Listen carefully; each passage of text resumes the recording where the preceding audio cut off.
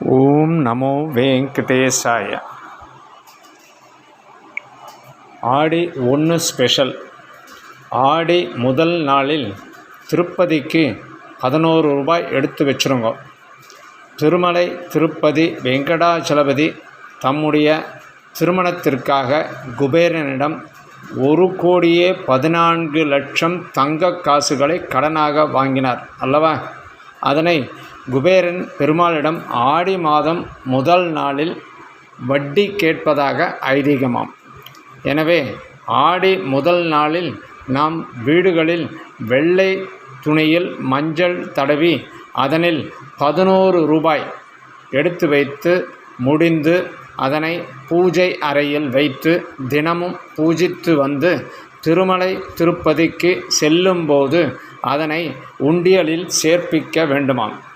இப்படி செய்வதால் நம் வீட்டில் செல்வத்திற்கு குறைவு இருக்காது, வறுமை அண்டாது.